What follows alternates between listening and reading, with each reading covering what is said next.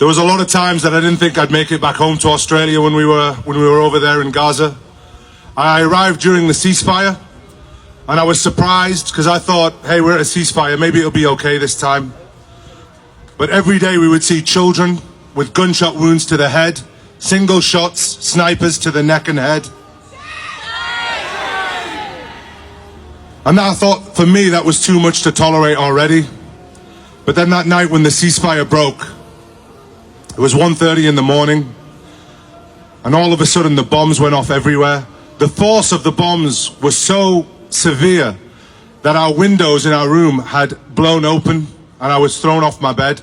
At that point, I knew we were in trouble, and you could hear the screams of women and children everywhere.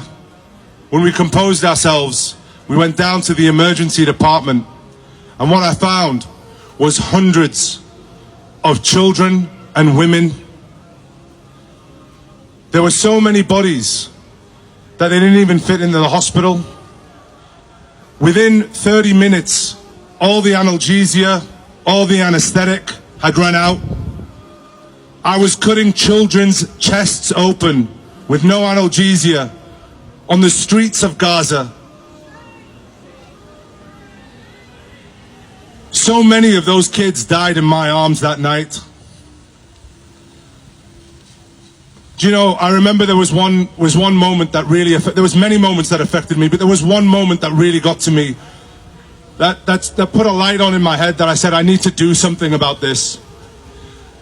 There were so many bodies that we managed to put one man onto a bed, and I got my little pocket ultrasound, and I scanned his chest, and I realized it was filled with blood, and he was struggling to breathe. So I pulled out my knife, covered in blood. It was the only one available. And I had to use that knife again and again that night. And I was cutting through his chest to put in the chest tube. And as I was doing that, I felt an arm grab my ankle. And from underneath the bed, a young woman with a severed leg was holding onto my ankle. And with the other hand, she reached out to me and she said, "Sa'idni," which means help in Arabic. And she kept holding my ankle. And I thought to myself, okay, let me finish with this man. Let me get this chest drain secured, and I will help her. By the time I got the chest drain in and secured it and looked down, she was still holding my ankle, but she bled to death on the floor. She bled to death holding my ankle. Every day I think about that woman.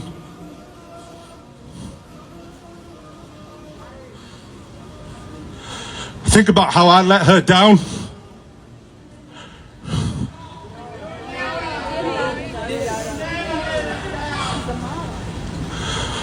And I said to myself, when I get back here, I'm going to tell them this story.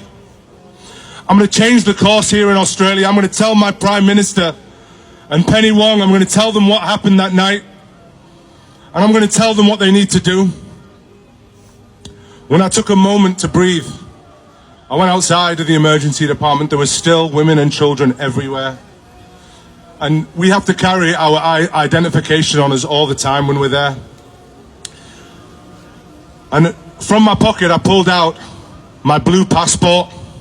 It was my Australian passport, and it was covered in blood. And what I remembered was Zomi's passport that was covered in blood when they recovered her body. She's one of our own. She was there in Gaza feeding children, and she was killed. She was killed for the crime of feeding starving children. That's one of our own. Now, you might not care about the Palestinian children who are being killed, but you've got to care when it's one of our own that's being killed. It's been over a year, and there's been no justice for Zomi. Now, I've reached out to her family, and they've given me their blessing to go out there and seek something for Zomi from our government. So I'm extending an olive branch to our Prime Minister, Anthony Albanese and Penny Wong. And I understand that we won't get justice in this world right now for Zomi, but we will, but not right now. But what we're going to do, we will get it this time. We will get justice for Zomi this time. We will get justice. We will get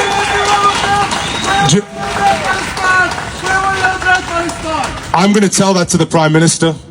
I promise you I will tell that to him. I want him to sit down with me. And I want him to do more for Gaza. I want this country to do more for those children in Gaza. And I want him to honor Zomi, not with words, not with fake condemnation that has no action behind it. I want him to feed those children and honor her legacy. I want Australia to feed those kids in Gaza for Zomi. She dedicated her life not just for the children of Gaza, but all around the world. And when those hospitals were being bombed, there was a moment where I thought to myself, maybe I should get out of here. But when I looked around and saw no one else running, I thought, well, we're all in it together. And I thought to myself, what was Zomi thinking when those cars were being bombed one by one? How scared was she? Because I know how scared I was. And she was abandoned. She was left. One of our own was left to bleed to death and die in Gaza while trying to feed children. I am not going to stop, and I'm not going to be quiet till our Prime Minister sits down with me and we can talk about what happened in Gaza.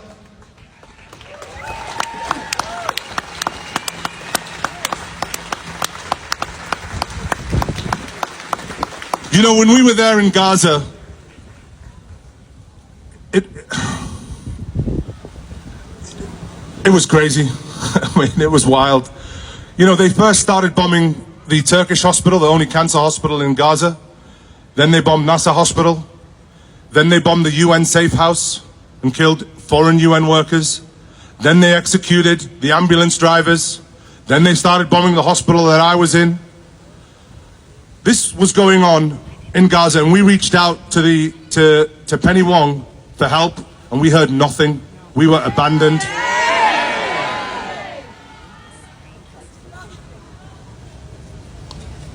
I'm not going to forget about those children, and there are many of them in tents right now with amputations, with maggots in those wounds that have no access to health care. We're gonna build a field hospital, an Australian field hospital in Gaza, and we're gonna look after those kids. That's what we're gonna do. And I want everybody to share this message with our Prime Minister.